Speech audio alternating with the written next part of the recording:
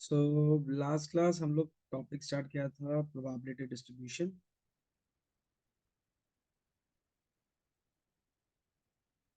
जिसमें दो टॉपिक किया था, रैंडम वेरिएबल डिस्ट्रीब्यूशन और binomial experiment, binomial distribution. Random variable experiment हम लोग यूज करता था जहाँ पे डिपेंडेंट डेटा होता था या विदाउट विदाउट रिप्लेसमेंट वाला सिचुएशन होता था।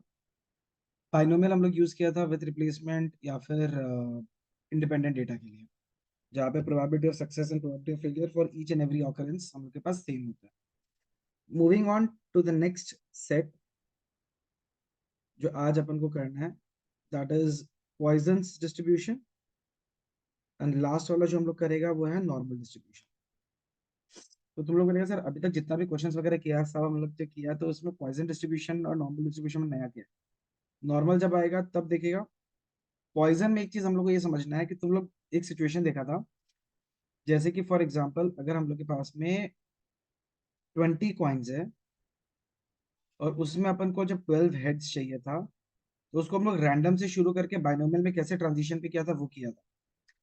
तो मेरे पास में वैल्यू कितना आ रहा था, 20C12 into 1/2 to the power 12, यानी कि हेड आने का probability to the power 12 into tail आने का probability to the power 8। But problem ये है कि इसको सॉल्व करना हम लोग के लिए बहुत ज्यादा कॉम्प्लिकेटेड था, बहुत ज्यादा बड़ा वैल्यू आता। तो हम लोग इसको आंसर में कैसे छोड़ देता था, 20C12 1/2 टू द पावर 20 करके। ठीक है।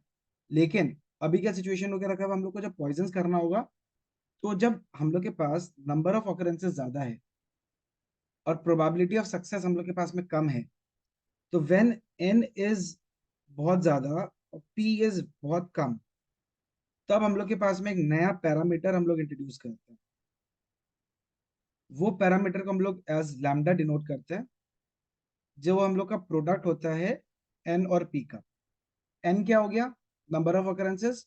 p क्या हो गया, probability of success in one occurrence. तो जब भी हम लोग के पास में n का वैल्यू बहुत ज्यादा होगा, हम लोग क्या करेगा, हम लोग पॉइजन डिस्ट्रीब्यूशन वाला कॉन्सेप्ट पे लेके आ जाएगा। तो जब पॉइजन डिस्ट्रीब्यूशन शुरू करेगा तो उसमें मेरे पास प्रोबेबिलिटी का एक फॉर्मूला है, जिसमें मेरे को अगर प्रोबेबिलिटी में मेरे को r नंबर ऑफ सक्सेसेस चाहिए आउट ऑफ n ऑकरेंसेस, उसका एक सिंपल सा फॉर्मूला है, e to the power minus lambda into lambda to the power r by r factorial. मतलब किसी भी क्वेश्चन में अगर आपको प्रोबेबिलिटी ऑफ सक्सेस दिया हुआ है और साथ ही साथ में अगर आपको नंबर ऑफ ऑकरेंसेस भी दिया हुआ है, अब समझ लेना कि आपके पास में प्रोबेबिलिटी ये पॉइजन डिस्ट्रीब्यूशन का कॉन्सेप्ट है। इन अदर वे जब हम लोग बोर्ड्स का पेपर वगैरह दिखेगा, आपके पास में e to the power minus lambda का वैल्यू आपको क्वेश्चन में दिया हुआ रहेगा। तो जहां पे भी e to the power minus lambda, जैसे ई पर -1, ई पर -2, ई पर -3 समथिंग, अगर आपको एग्जाम में दे के रखा हुआ है तो समझ जाना कि पॉइजन डिस्ट्रीब्यूशन। तो क्वेश्चन में आइडेंटिफाई करने का तरीका, जब लैम्डा मतलब एन का वैल्यू, नंबर ऑफ ऑकरेंसेस और प्रोबेबिलिटी ऑफ सक्सेस मेंशन्ड है, हम लोग क्या करेगा, उसमें हम लोग डायरेक्टली पॉइजन डिस्ट्रीब्यूशन लगा देगा। टू वेरीफाई हम लोग के पास में ई पावर माइनस लैम्डा का भी वैल्यू क्वेश्चन में दिया हुआ रहेगा। उससे हम लोग को क्लियर हो जाएगा कि हाँ ये पॉइजन डिस्ट्रीब्यूशन का क्वेश्चन हम लोग के पास है।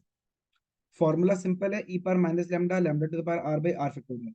लैम्डा क्या हो गया, एन और पी का प्रोडक्ट, जो आप लोग ऑलरेडी डिस्कस कर दिया। आर क्या है, नंबर ऑफ ऑकरेंसेस, जो हम लोग को नंबर ऑफ सक्सेसेस चाहिए हम लोग को बेसिकली। और ई पावर माइनस लैम्डा क्वेश्चन में दिया हुआ रहेगा। तो without any trouble, without any problem, सिर्फ वैल्यू को रिप्लेस करना है और अपने पास आंसर आ जाएगा। ठीक है। अगर हम लोग रैंडम क्वेश्चंस अपना एम एल अग्रवाल बुक से निकालते हैं एक्सरसाइज 9.5 से, सपोज क्वेश्चन नंबर 1 आपको दे के रखा हुआ है। तो एक्सरसाइज 9.5 का क्वेश्चन नंबर 1 में आपको क्या दिया हुआ है, for the Poisson distribution P of 2 निकालना है आपको, जहां पे लैम्डा इज इक्वल टू 0.7 दिया हुआ है। तो क्या करने का अपन को, अपने पास लैम्डा का वैल्यू 0.7 दिया हुआ है और पी ऑफ 2 निकालना है। फॉर्मूला क्या है, e power minus lambda lambda to the power r by r factorial.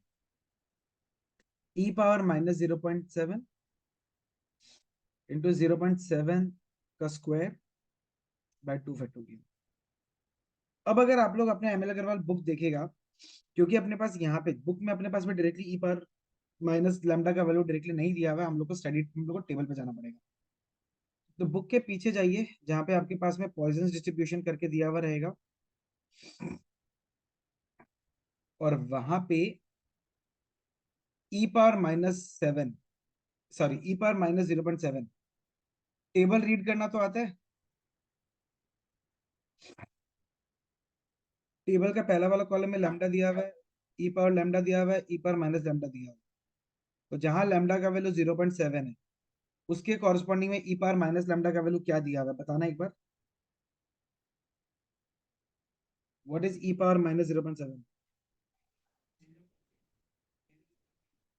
0.0033। Anshul और कृष्णा एक बार वेरीफाई करिए प्लीज।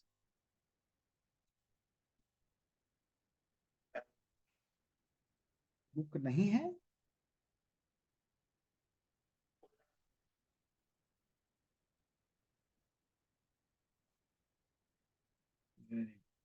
वर्मा जी आप वेरीफाई करिए।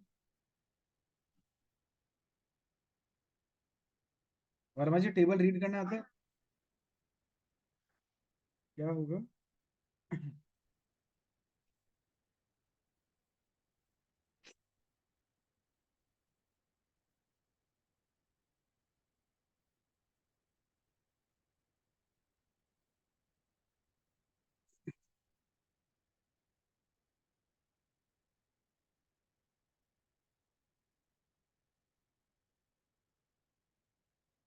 हाँ जी शाबाश।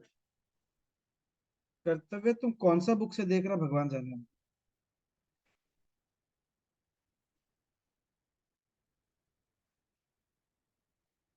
The value is 0.497 into 0.7 whole square. What is 0.7 whole square? 0.49 by 2. So अब इसका वैल्यू निकालिए, अब क्या आएगा?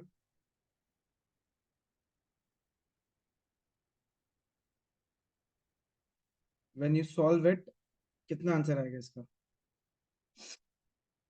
0.1217। एक बार बुक में मैच करो तो आंसर यही है क्या?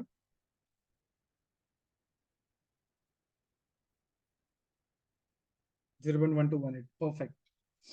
कर्तव्य टेबल रीड नहीं करना था आपको? हाँ कर्तव्य।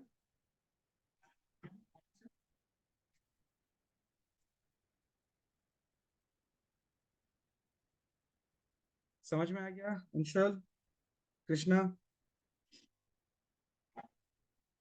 ठीक। Moving on to the next one. Question number 2 देखिए क्या दिया हुआ है। Suppose a book of 614 pages contain 43 typographical errors। यानी कि आपके पास में प्रोबेबिलिटी क्या हो जाएगा एरर आने का? 43 एरर है 614 पेजेस में। समझ में आया? There are 43 errors in 614 pages, so probability of getting an error कितना हो जाएगा? 43 by 614। हाँ कि ना? 43 by 614 का वैल्यू कितना आएगा?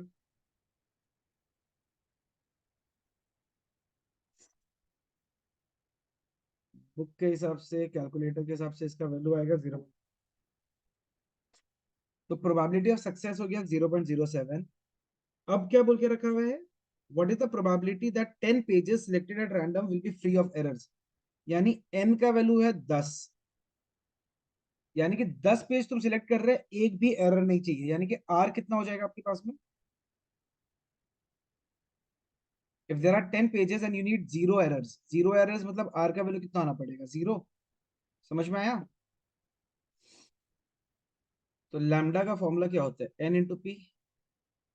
0.07 इंटू 10 कितना आ जाएगा? 0.7।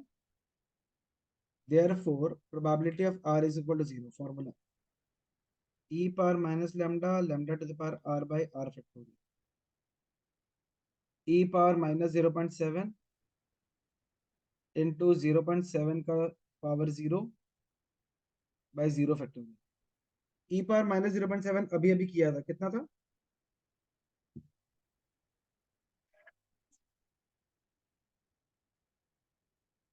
तो 0.497 anything to the power zero क्या होता है?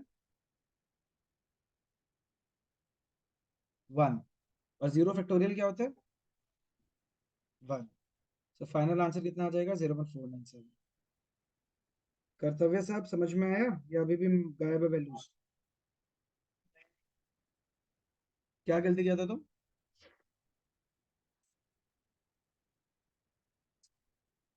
शाबाश, जीनियस। डन। बहुत इजी कॉन्सेप्ट है, सिर्फ फॉर्मूला देखना। अंशुल, आपके पास व्हाट्सएप नहीं है, आप बोल रहे हो? कौन सा एप्लीकेशन काम कर रहा है, ये बताइए। हाँ, जीमेल। All right. रैंडम कोई क्वेश्चन बोलो ना तुम लोग। 1 से लेके 8 के बीच, सॉरी 3 से लेके 8 के बीच में कोई एक क्वेश्चन बोलो। Question number 8। ठीक है, 8 और 7 दोनों कर लेंगे। statistician records the number of trucks approaching a particular intersection to analyze the flow of traffic. He observes that on an average मतलब lambda का वैल्यू है 1.6।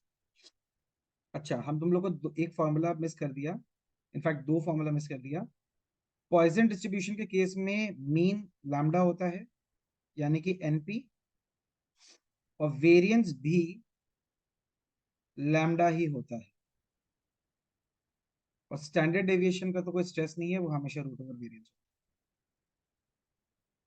ठीक है, तो ऑन एन एवरेज 1.6 मतलब लैम्डा का वैल्यू आपको क्या देके रखा हुआ है? 1.6। assuming that number of trucks approaching the intersection follow a Poisson distribution model, what is the probability that 3 or more, यानी कि r greater than equal to 3 आपको निकालना है, will approach the intersection in a minute? तो r greater than equal to 3, मेरे को एक बात बताओ, जब r greater than equal to 3 बोल के रखा हुआ है, यानी कि 3 4 5 6 कहाँ तक जाएगा ये बताने? n का वैल्यू दे के रखा हुआ है क्या? तो अपन निकाल पाएगा इतना बड़ा value?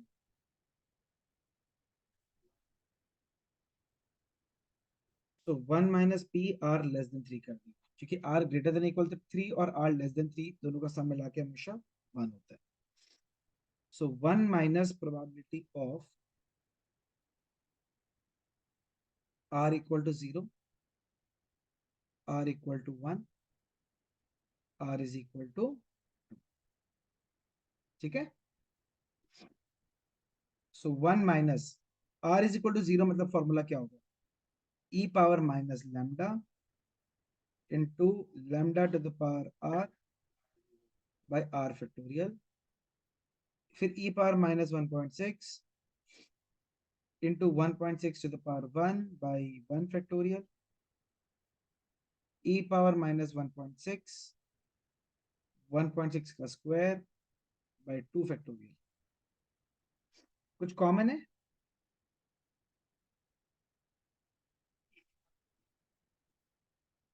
e power minus 1.6,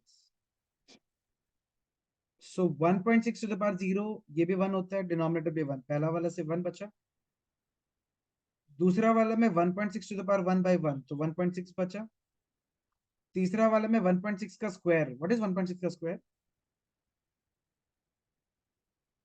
2.56 by 2।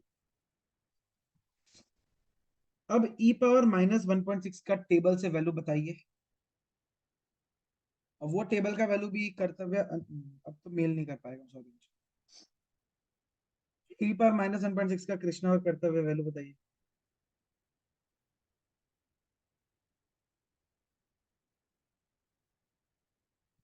ये तो कर्तव्य मेरे को टेबल का फोटो भेजो, वो बेटर है।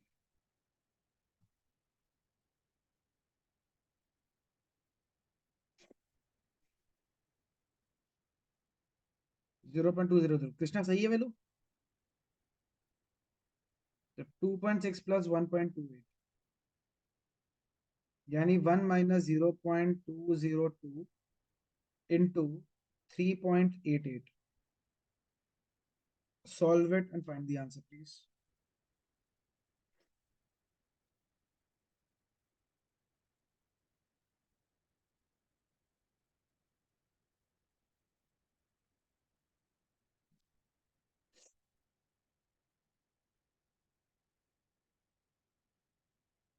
One minus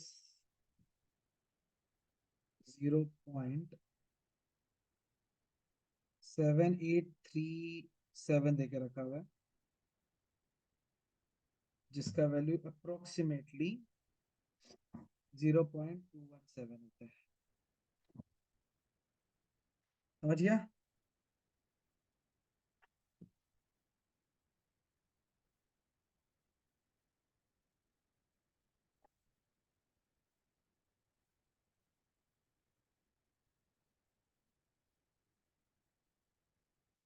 clear? कोई डाउट या दिक्कत?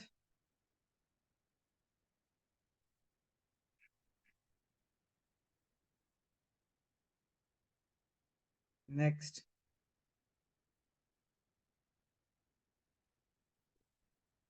अब 7 बोला था ना, नंबर 7 खुद बताना क्या दिया है क्वेश्चन में।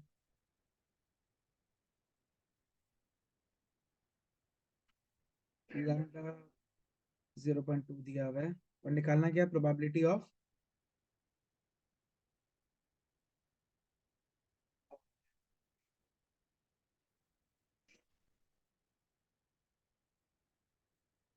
तो percentage of test areas having 2 और स्मॉलर, यानी R less than equal to 2 निकालना है, यानी कि R equal to 0, are equal to 1, R equal to 2।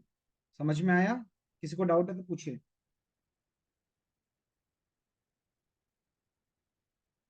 कोई डाउट?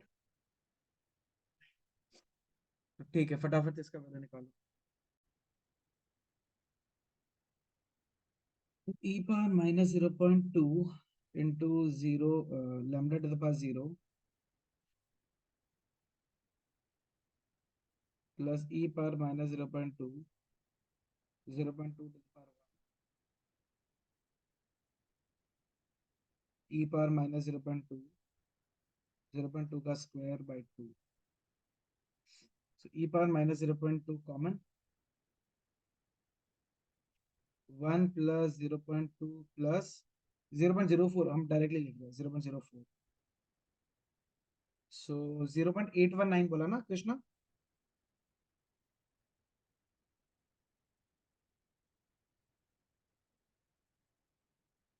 ऑलराइट, सो 0 पॉइंट, अच्छा 0.0.2 भी होगा, सॉरी, यू राइट। तो 1.22 0.819 इंटू 1.22 करेगा तो 0.999 आएगा, जिसका वैल्यू हम लोग के पास बोल के रखा हुआ परसेंटेज। परसेंटेज में अगर निकालना तो कितना निकालना पड़ेगा? इसको इंटू 100% कर देता है ना, तो परसेंटेज में कन्वर्ट करने के लिए इंटू 100 करता है, और परसेंटेज वैल्यू निकालने के लिए हम लोग डिवाइड में। So the answer is 99.9%। Clear? अब 9 10 11 12 में से कोई एक नंबर के लिए। 11। 10% of the bolts produced in a factory turns out to be defective, यानी कि लैम्डा का वैल्यू है 10%। 10% बोले तो 10/100, 10/100 मतलब कितना होता है बताओ?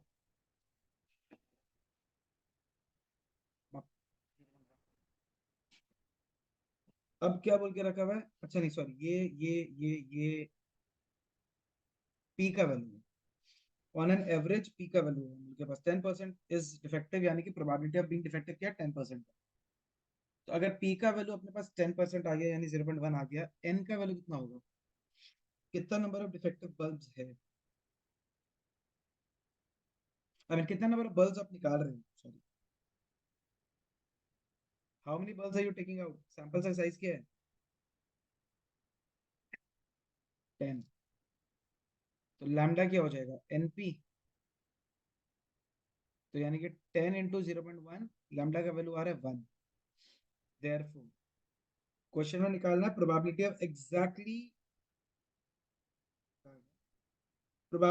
एग्जैक्टली 2, यानी probability of R is equal to 2 निकालना है।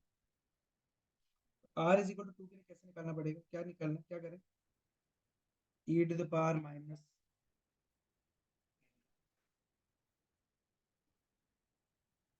और e पावर -1 कितना होता है,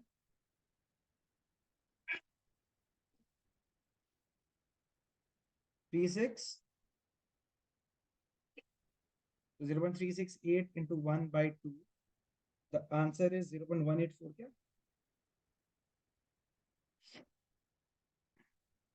पहला वाला के लिए ये आ गया। सेकंड वाला में बोल के रखा हुआ है more than 2 will be defective. More than 2 मतलब आर ग्रेटर देन 2 निकालना। अगर मोर देन इक्वल टू बोलता तो 2 और मतलब 2 भी इंक्लूड हो जाता। Probability of R greater than 2, 1 minus probability of R less than equal to, यानी 1 minus R equal to 0, 1 and 2। Clear.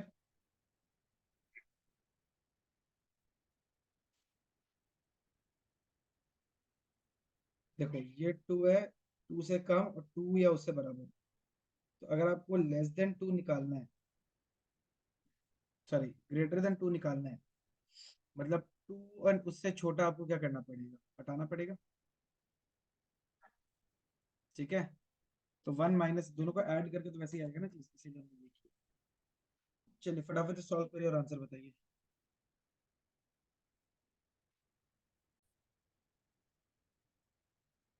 ये जो टर्म आएगा सारा सॉल्व करके 0.92 आएगा इसका value, so the answer is 0.08। K2 clear, Krishna करते हुए K2।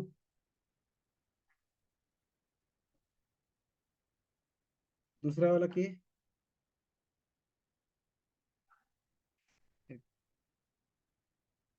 13 से 17 के बीच में कोई भी दो क्वेश्चन का नंबर बोलो।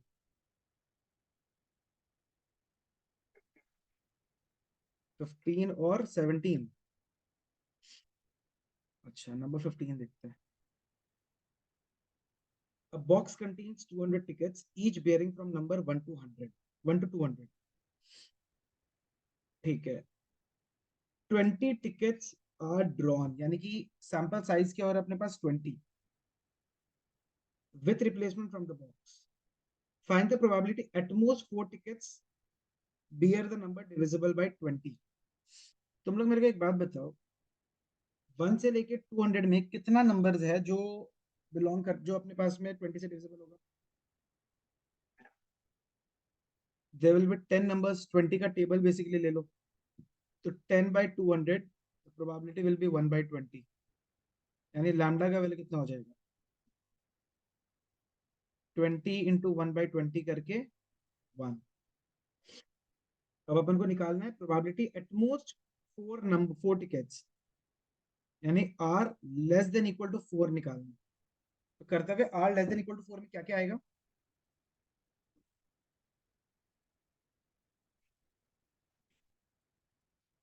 तो 0, 1, 2, 3, 4। जो कॉमन वॉमन लेके सॉल्व करना होता है ई पावर माइनस लैम्डा, यानी ई पावर -1 तो कॉमन आ जाएगा। पहला वाला से क्या बचेगा, दूसरा से क्या बचेगा, तीसरा से क्या बचेगा, सॉल्व करके आप लोग निकालो। मतलब पहला वाला से तो 1 बचेगा, दूसरा वाला से 1/1 फैक्टोरियल बचेगा, तो कितना आ जाएगा 1, फिर 1/2 फैक्टोरियल, फिर 1/3 फैक्टोरियल, फिर 1/4 फैक्टोरियल। सही है, बताओ क्या किया हम। लैम्डा टू द पावर 0, मतलब 1 टू द पावर 0/0 फैक्टोरियल 1 बचा, 1 to the power 1/1 factorial, 1 to the power 1/2 factorial, 1 to the power 1 by 3 sorry 1 to the power 2 by 2 factorial, 1 to the power 3 by 3 factorial, 1 to the power 4 by 4 factorial। सही है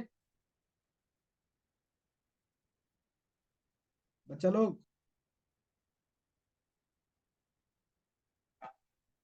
अब LCM लेगा 24।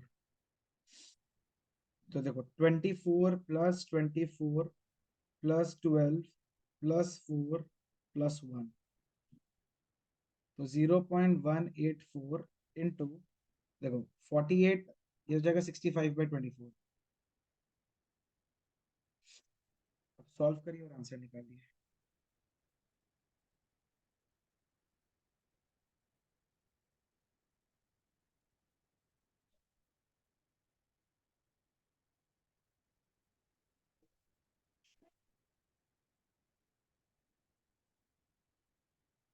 Sorry, ई पर -1 कितना है, हम गलती लिख दिया शायद।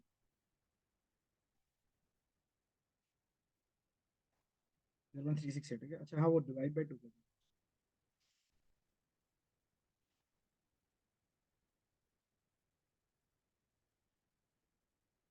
कितना आ रहा है आंसर?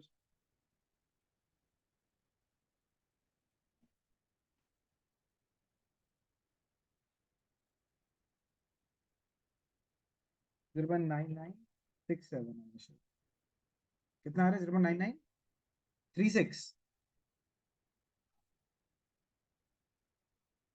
0.9967 आएगा अंशु, मतलब 0.996666 समथिंग आएगा। 0.9967 लेना पड़ेगा। समझ में आया? बोलिए। कर्तव्य।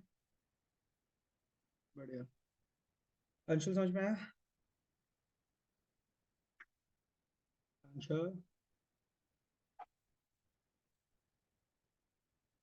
0.9967 आएगा कंफर्म। 0.99666666 आएगा।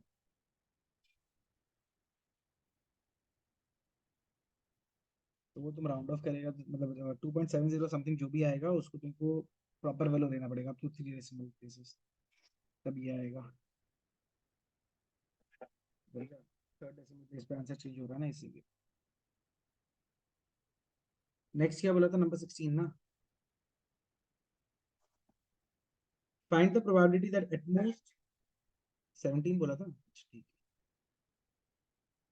17 कर लेते हैं भाई। A manufacturer of screws knows that 4% of his product is defective. उसको पता है कि 4% डिफेक्टिव है, यानी कि पी का वैल्यू है 4%, यानी कि 4/100। If he sells the screws in boxes of 100, ठीक है, यानी कि एन का वैल्यू हम 100 लेता है, not more than 5 will be defective. What is the probability that approximate the box will, अच्छा ठीक है, एन इज इक्वल टू 100 आया, ठीक है, तो सबसे पहले तो लैम्डा का वैल्यू निकालो। लैम्डा का वैल्यू कितना आएगा?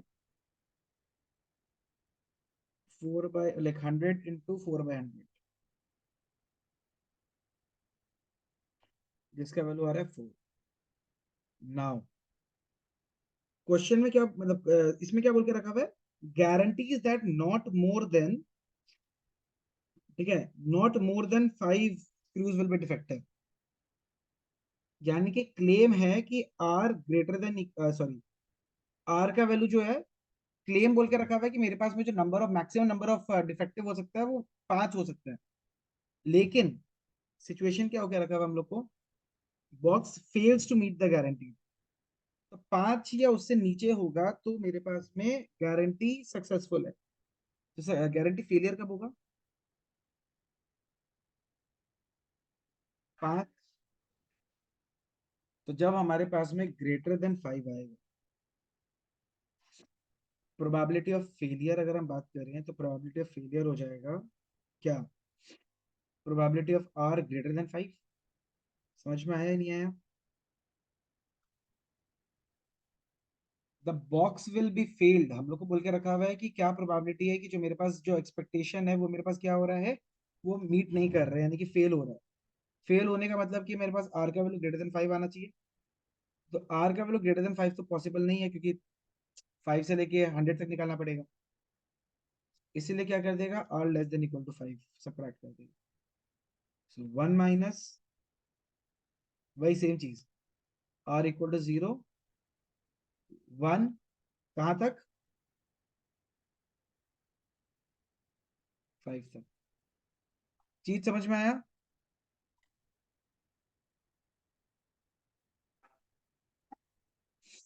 इसका कैलकुलेशन आप लोग खुद कर लेना बाद में, कॉन्सेप्ट समझना इंपॉर्टेंट है, कैलकुलेशन तो कर ही लेगा। अब 18, 19, 20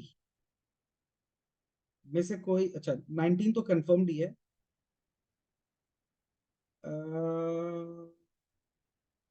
ठीक है, 19 और 20 का, 19 and 20 will do it. Question number 19 बोल के रखा है, for a Poisson distribution 3 into probability of x equal to 2 is equal to probability of x equal to 4. So 3 into probability of x equal to 2 formula, probability of x equal to 2 का formula e power minus lambda by 2 factor, और यहाँ पे आ जाएगा e power minus lambda into lambda to the power 4 by 4 factorial। e power minus lambda, e power minus lambda cancel, lambda square और lambda to the power 4 में lambda square बचेगा। यहाँ बचा 3/2, यहाँ बचा लैम्डा स्क्वायर बाई 4 फैक्टोरियल, कितने होते हैं, 24। इसको और इसको काट दिया तो कितना आएगा, 12। यानी लैम्डा स्क्वायर कितना आ रहा है, what is lambda square coming as, 36। तो लैम्डा का वैल्यू क्या आ जाएगा,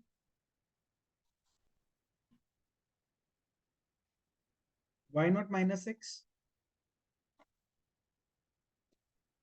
अगर लैम्डा स्क्वायर 36 है तो लैम्डा का वैल्यू तो +-6 होना चाहिए ना, लेकिन तुम डायरेक्टली 6 क्यों बोला, -6 क्यों नहीं हो?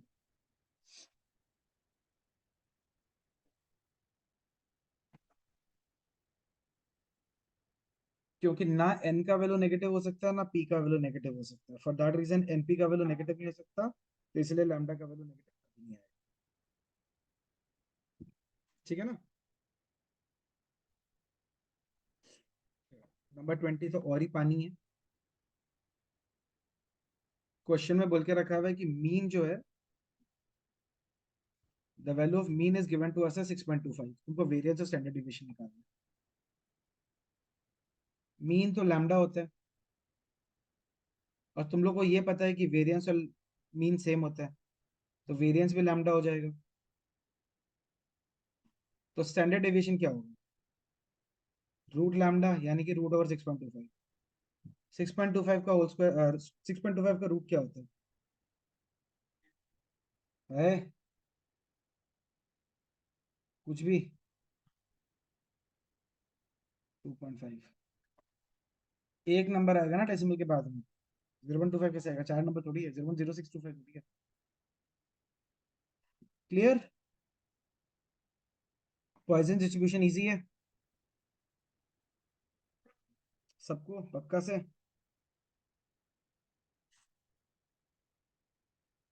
चलो ठीक है, इन कंटिन्यूएशन टू दिस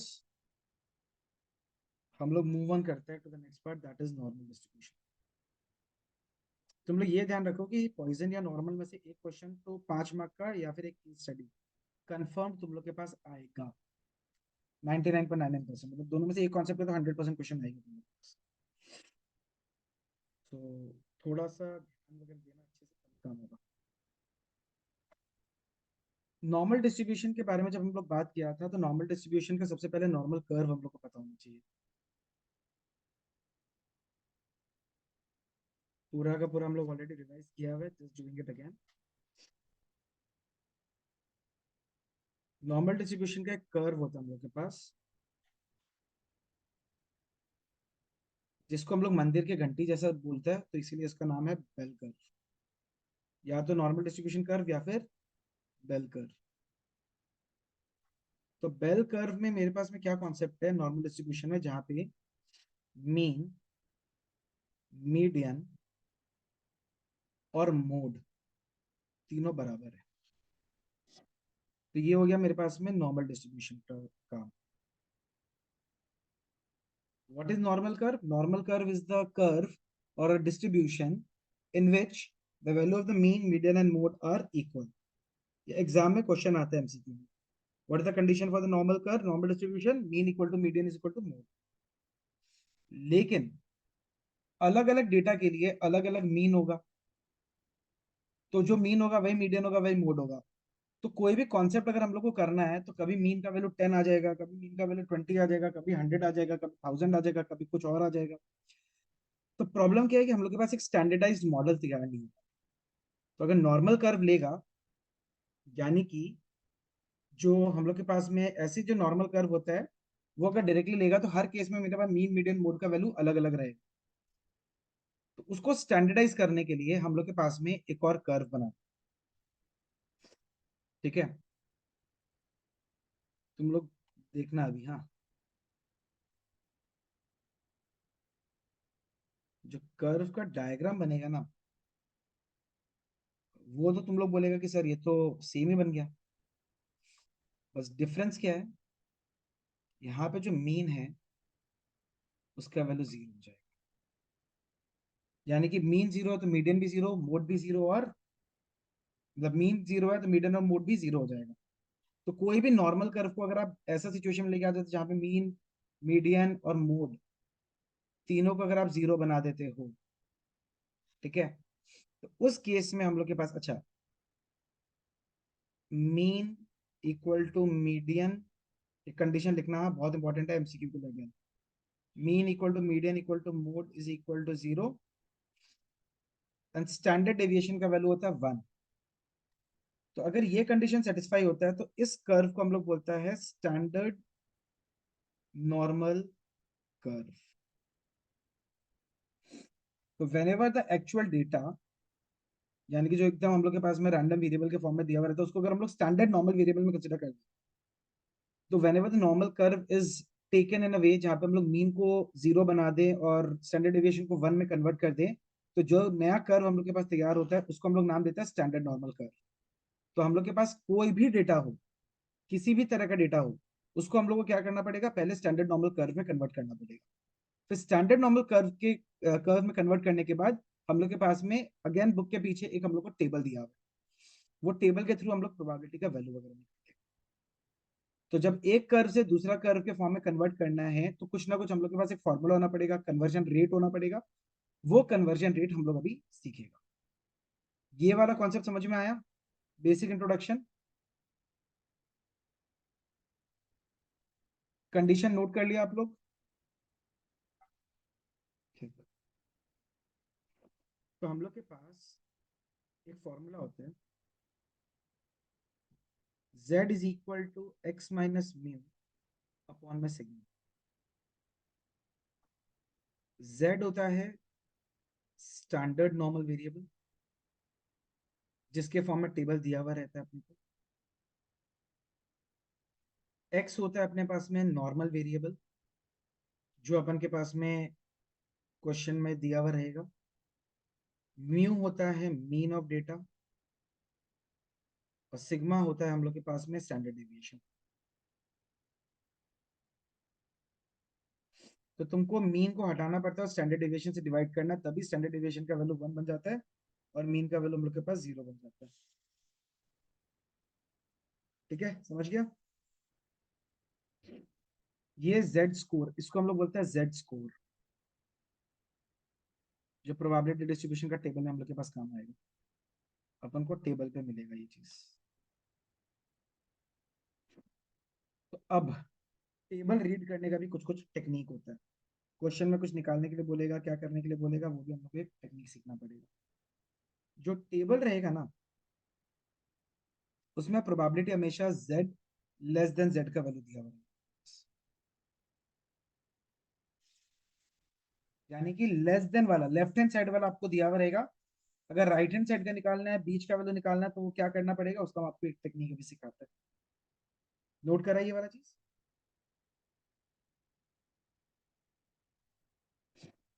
ठीक।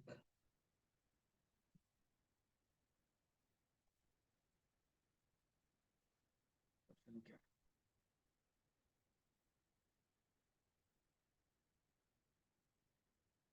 तीन अलग अलग तरह का सिचुएशन सिखाते हैं।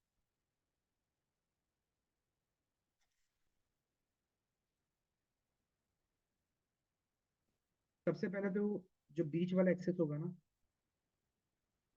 बीचों बीच वाला लाइन, इसको हम लोग लिखते हैं lambda is equal to, sorry, इसको हम लोग लेते हैं z is equal to 0.5, sorry, इसको हम लोग लेते हैं 0। ठीक है।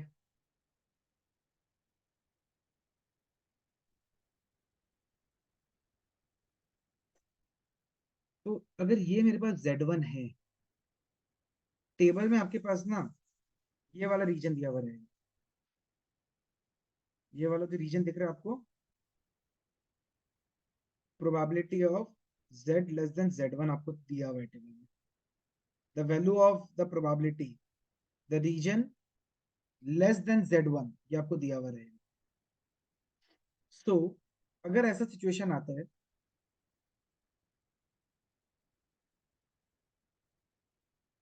कि सपोज ये है z1 और आपको राइट हैंड साइड का वैल्यू निकालना है, तुम लोग मेरे को एक बात बताओ, what is the sum of all the probability.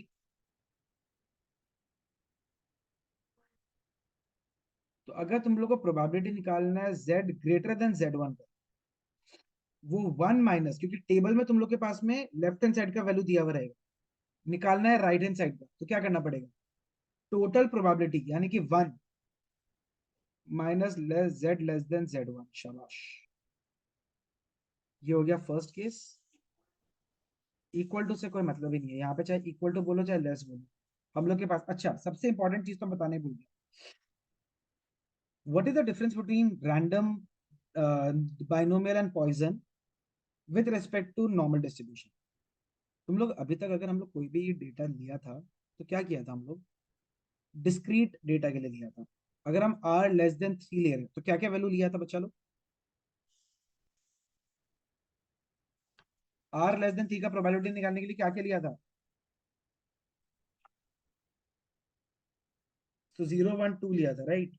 अगर हम यहाँ पे सिचुएशन लेगा r <2, r <3, तो r <3 में यहाँ पे मेरे को क्या करना पड़ेगा, 2.9 भी लेना पड़ेगा, 2.7 भी लेना पड़ेगा, 2.8 भी लेना पड़ेगा, 1 भी लेना पड़ेगा। तो क्या टाइप का डेटा होगा ये, continuous data.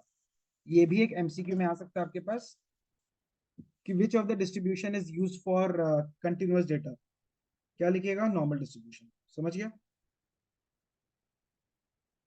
I am repeating it again, which of the following probability distribution used for continuous data, A random, B binomial, C Poisson, D normal distribution. क्या लिखेगा अपन, नॉर्मल डिस्ट्रीब्यूशन। ठीक है। तो कंटिन्यूअस डेटा इसलिए graphical use हम लोग कर रहे हैं। फिर एक लास्ट आता है, अगर ये z1 है, ये z2 है, बीच का निकालना, z1 less than z less then z2। तुमको पता है कि दोनों के लिए लेफ्ट हैंड साइड का वैल्यू अवेलेबल है, तो बड़ा वाला रीजन माइनस छोटा वाला रीजन, z2 से लेफ्ट हैंड साइड का वैल्यू मतलब पूरा का पूरा तुम्हारे पास में देखो, z2 से लेफ्ट हैंड साइड का रीजन मतलब क्या, पूरा का पूरा रेड रीजन तुम्हारे पास अवेलेबल है। z1 से छोटा वाला रीजन मतलब क्या, पूरा का पूरा येलो वाला पोर्शन तुम लोग के लिए अवेलेबल है। लेकिन अगर तुम लोग को दोनों के बीच का निकालना है, तो क्या करना पड़ेगा तुम लोग को, ये ब्लू वाला रीजन को कंसिडर करना, क्या करना पड़ेगा, रेड वाला से येलो वाला को माइनस। तो z less then z2 minus z less than z1। समझ में आया। पक्का, श्योर। ठीक, अब डायरेक्टली हम लोग क्वेश्चंस पे आते हैं। ये नोट कर लिया ना आप लोग? Okay, cool. ये है एक्सरसाइज 9.6 का कॉन्सेप्ट। रैंडमली कुछ क्वेश्चंस उठाएगा एज यूजुअल। क्वेश्चन नंबर 4 से स्टार्ट करेगा इसमें। टेबल पीछे दिया हुआ है तो वो निकालना है अपन को। अच्छा, एक चीज याद रखना, probability of z less then 0। मेरे को एक बात बताओ, ये z का वैल्यू 0 है यहाँ पे, राइट? इसके लेफ्ट हैंड साइड में नेगेटिव, इसके राइट हैंड साइड में पॉजिटिव। तो z लेस देन 0 अगर हम कंसिडर करेगा तो इसके लेफ्ट में कितना रीजन है, मेरे पास क्या वैल्यू आएगा? अगर हम बोल रहे हैं सिमेट्रिक है दोनों तरफ, पूरा प्रोबेबिलिटी 1 होता है, तो 0 के पहले और 0 के बाद में कितना कितना वैल्यू आएगा? पूरा का पूरा प्रोबेबिलिटी का वैल्यू 1 है। 0 के लेफ्ट हैंड साइड और 0 के राइट हैंड साइड में बराबर वैल्यू आते हैं, तो 0 के लेफ्ट हैंड साइड और 0 के राइट हैंड साइड में कितना वैल्यू आएगा? 0.5 नहीं आएगा क्या? हम बोल रहे हैं मेरे पास में पूरा टोटल वैल्यू प्रोबेबिलिटी का 1 है। अगर टोटल 1 है तो 0 मेरे पास में सिमेट्री एक्सेस है, तो 0 के पहले और 0 के बाद में अगर सेम डेटा है, सेम प्रोबेबिलिटी आएगा, तो 0 के लेस देन में मेरे पास कितना प्रोबेबिलिटी आएगा? आधा। और 0 के बड़ा में कितना वैल्यू आएगा मेरे पास? आधा। तो प्रोबेबिलिटी ऑफ जहां पे भी z लेस देन 0 का बात आएगा वो क्या लिखेगा हम लोग? 0.5 ले लेंगे। समझ गया?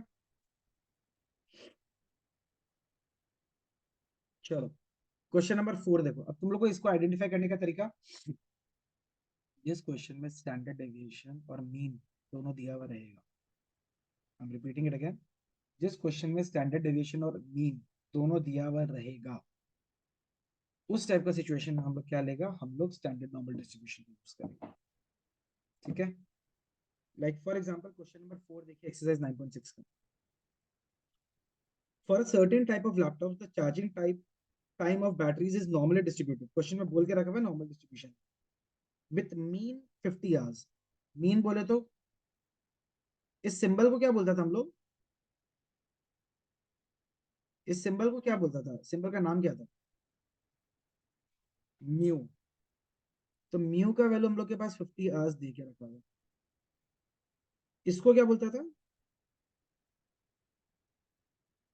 सिग्मा, स्टैंडर्ड डेविएशन 15 आवर्स दे के रखा हुआ। अगर तुमको मीन और ये दिया हुआ है, सबसे पहले तुम्हारे पास में क्या निकालना है? तुम लोग को निकालना है प्रोबेबिलिटी, निकालना है चार्जिंग टाइम बिटवीन 50 एंड 70, यानी 50 less than x less than 70। तो मेरे को एक बात बताओ, जो टेबल है उसमें क्या दिया हुआ है? पीछे टेबल जाना तो बुक के टेबल में x के फॉर्म में दिया हुआ है, z के फॉर्म में दिया हुआ है।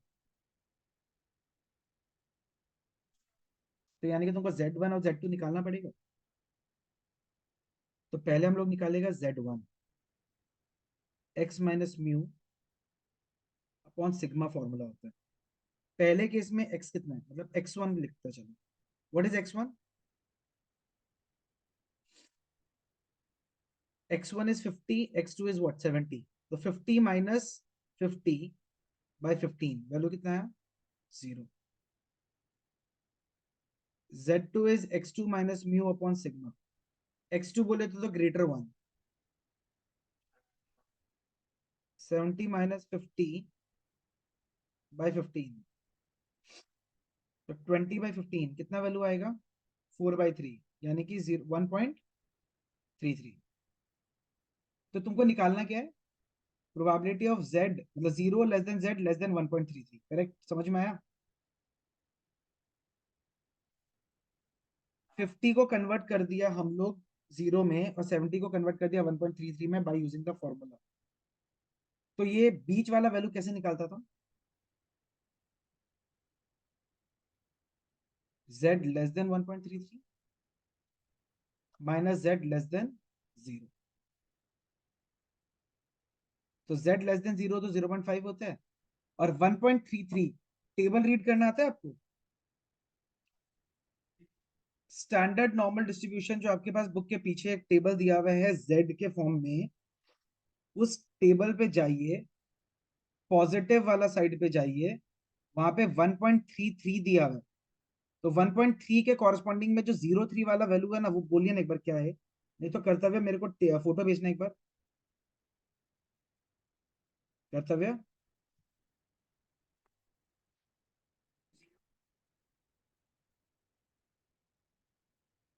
0.9082। कृष्णा रीड करना आता है टेबल?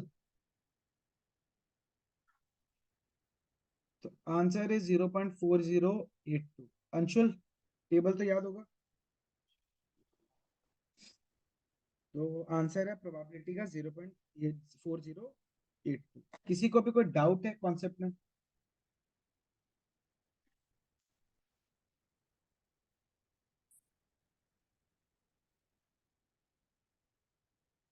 अच्छा, 5 6 7 में से कोई एक क्वेश्चन करना है। तुम लोग करेगा, कौन सा करेगा?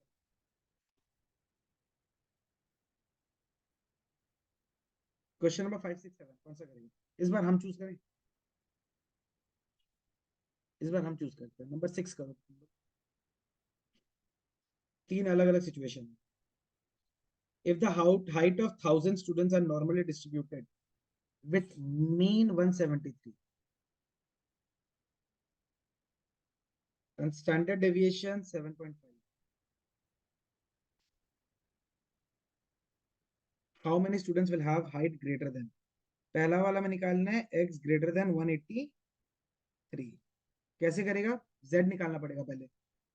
अंशुल, z का फॉर्मूला?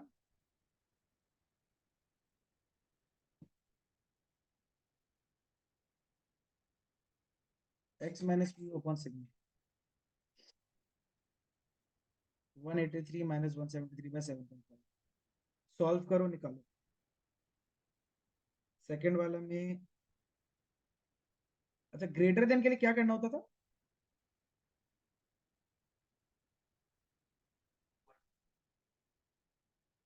1 माइनस जो भी टेबल से वैल्यू आया।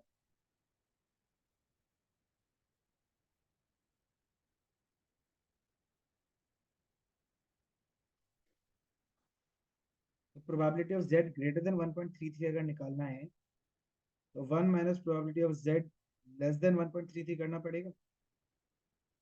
यानी 1 माइनस 0.9082 करना पड़ेगा। कितना आता है इसका? 0.09। अब एक चीज है यहाँ पे, तुमको निकालना है नंबर ऑफ स्टूडेंट्स निकालना है तुमको। तो नंबर ऑफ स्टूडेंट्स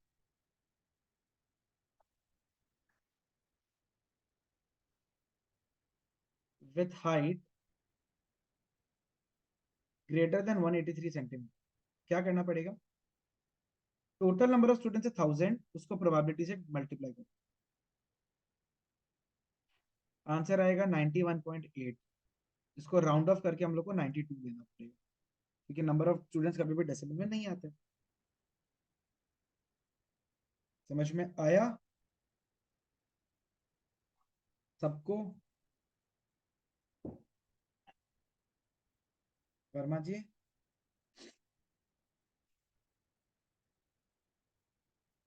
क्योंकि हम लोग के पास नंबर ऑफ स्टूडेंट्स निकालना है, अगर हम लोग के पास में प्रोबेबिलिटी है 0.91 0.0918, और हम लोग के पास में क्या करना है फिर? The probabilities how many students निकाल, इसीलिए। ठीक है, चलो फटाफट से सॉल्व करके बता। सेकंड वाला खुद करो फिर।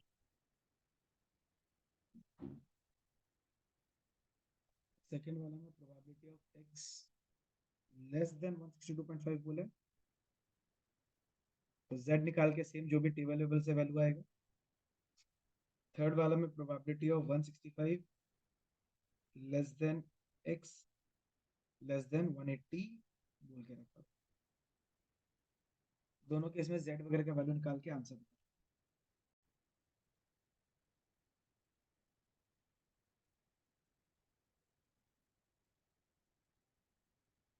162.5 minus 173 by 7.5 minus 10.5 by 7.5, that is minus 5 by 3, that is minus 1.67। the probability of z less than -1.67. Table है आपके पास? हाँ जी,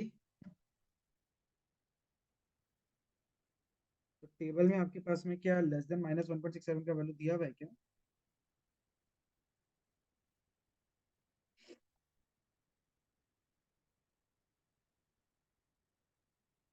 -1.67, -1.6 के कॉरेस्पॉन्डिंग में 7 क्या है? हाँ जी,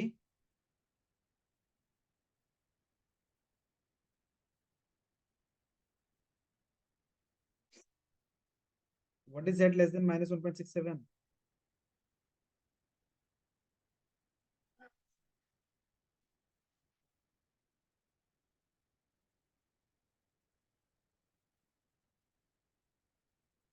can I have the table please? हम बहुत टाइम से मांग रहे हैं लेकिन वो टेबल दे नहीं रहे. Krishna, can you please send the photograph of the table? Please एक पेशेंट.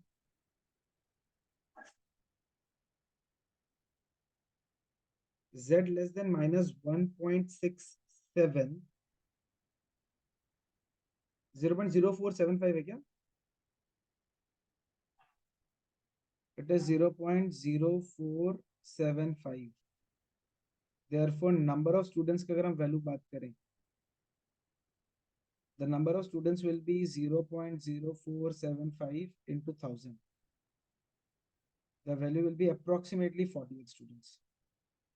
And last वाला भी आप लोग का सेम ही कॉन्सेप्ट है, तो आप लोग उसको कर लेना, ठीक है? For both the numbers, you'll be just finding it. Concept clear है?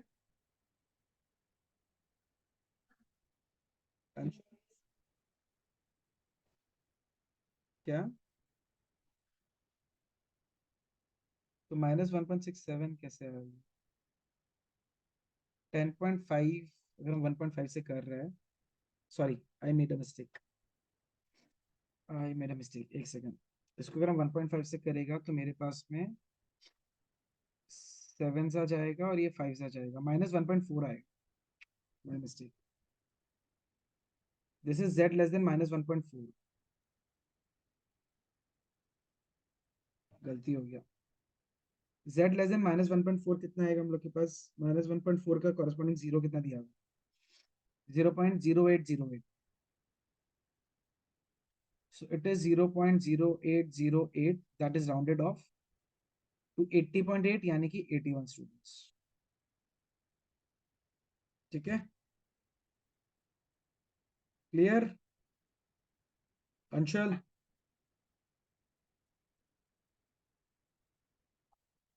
क्लियर है? लास्ट वाला भी हो जाएगा ऐसे ही. इसके बाद दो तीन क्वेश्चन और है इसी पैटर्न का जो अपन को करना है. क्वेश्चन नंबर 9 पे आ जाइए, इंपॉर्टेंट है ये.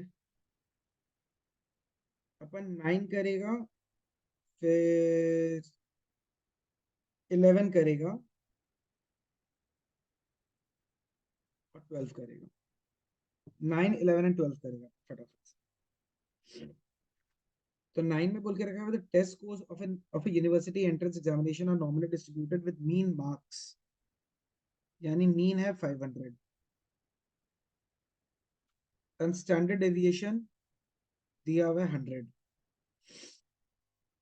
A student can get admission if he scored more than 70%. At least more than 70% of the students. ठीक है, यानी कि 70% से ज्यादा उसके नीचे होना पड़े.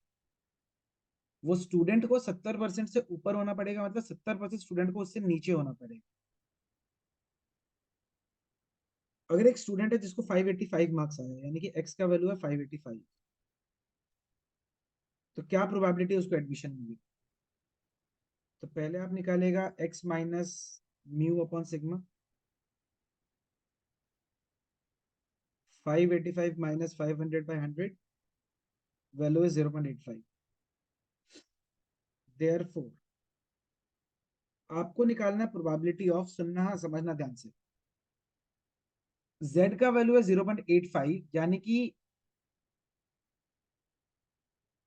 0.85 का जो स्कोर है उससे नीचे, सुनना है ध्यान से, 0.85 का जो जेड स्कोर है उससे नीचे अगर 70% से ज्यादा स्टूडेंट्स है तब तो ये बच्चा को एडमिशन मिलेगा, नहीं तो नहीं मिलेगा। I'm repeating it again, अगर 0.85 से नीचे अगर 70% से ज्यादा स्टूडेंट्स है तब हम लोग के पास में इस बच्चा को एडमिशन मिलेगा, अदरवाइज नहीं मिलेगा। तो probability of z less then 0.85 आपको निकालना है। तो टेबल के अकॉर्डिंगली 0.85 का क्या वैल्यू है बस,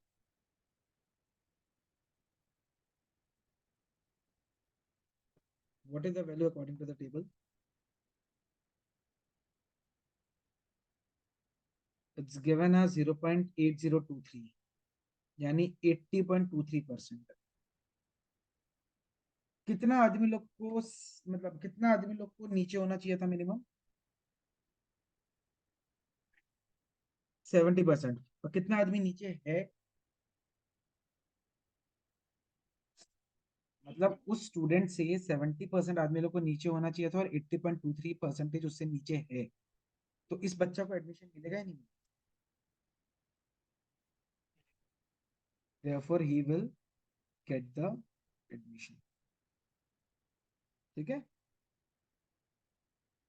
70% से 70% उससे नीचे होना पड़ेगा, लेकिन 80% उससे नीचे है, मतलब ज्यादा ही आदमी लोग उससे नीचे है। तो अगर ज्यादा आदमी नीचे है मतलब डेफिनेटली उसको एडमिशन मिलेगी। क्लियर? फिर हम क्या बोला था, नेक्स्ट कौन सा करेगा अपन?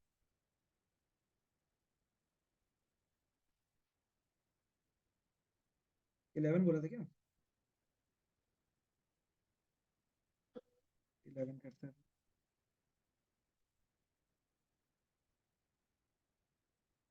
The monthly salaries of workers in a factory are normally distributed with mean rupees 5,000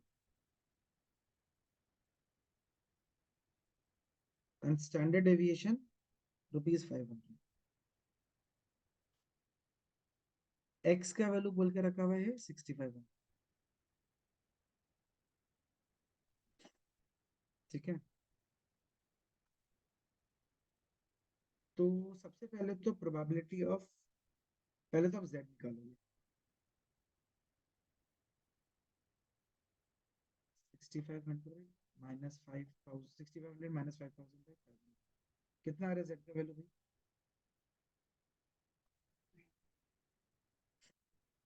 according to the question आपको बोल के रखा हुआ है प्रोबेबिलिटी ऑफ, चलो वो छोड़ो, पहले तो आप निकालो probability according to the question, बाद में करते हैं।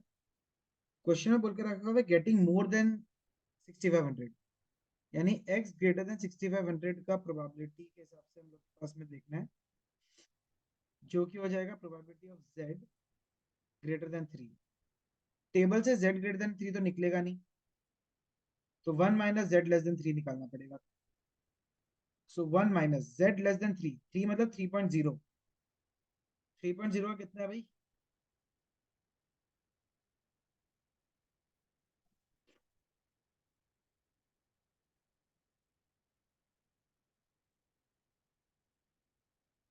0.9986, यानी 0.0014। अब अगर let the total number of workers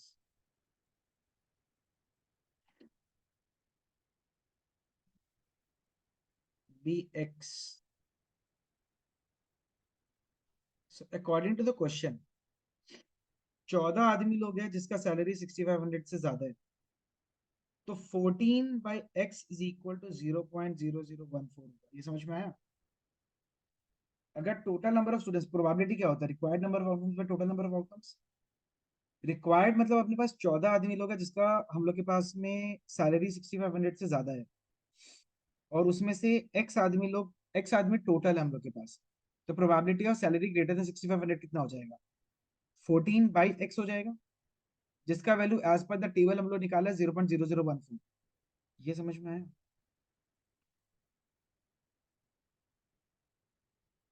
ये समझ में आया सबको?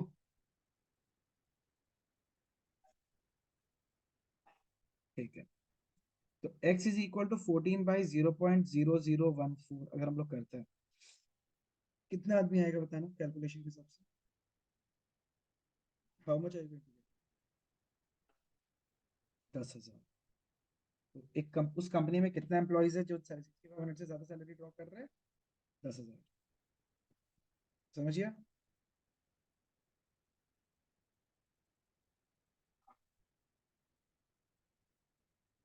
सबको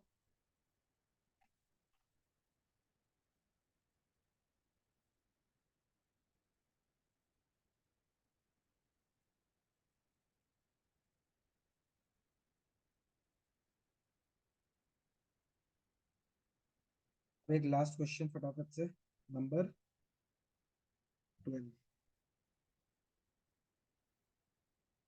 x is distributed with mean 10, standard deviation 1.5। आपको x निकालना है और probability of x greater than x is 0.0038। तो पहले तो तुमको ये x को z के फॉर्म में कन्वर्ट करना पड़ेगा ना। बोलो। तो z का फॉर्मूला क्या होता है? x minus mu upon sigma. बोलिए।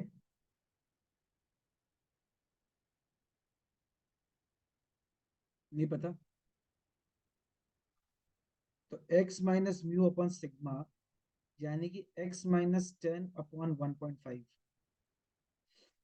तो therefore probability of z greater than x minus 10/1.5 is equal to 0.0038, यानी कि 1 minus probability of z less than x minus 10/1.5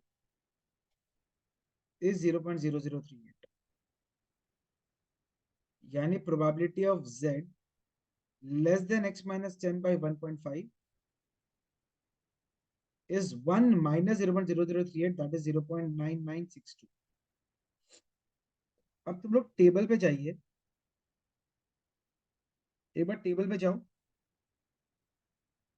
और 0.9962 किसका वैल्यू एक बार ये बताना।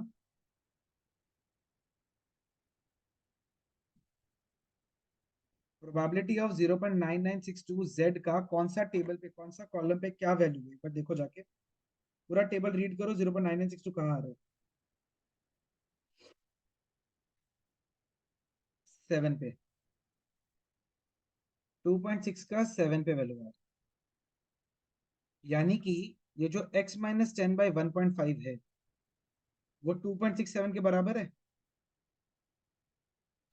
z लेस देन इतना is equal to z less than 2.67, यानी ये जो x माइनस 10/1.5 है उसका वैल्यू कितना हो रहा है? 2.67 हो रहा है। थोड़ा हटके क्वेश्चन है, समझ में आया? इंपॉर्टेंट है ये सब, समझ में आ रहे?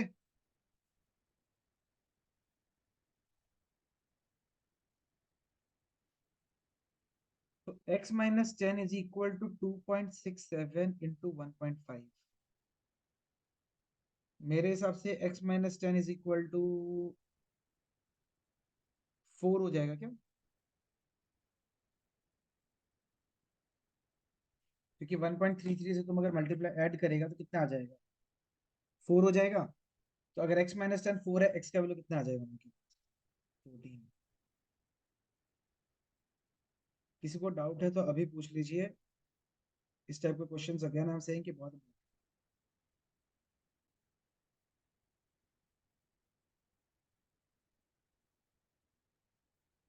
डन।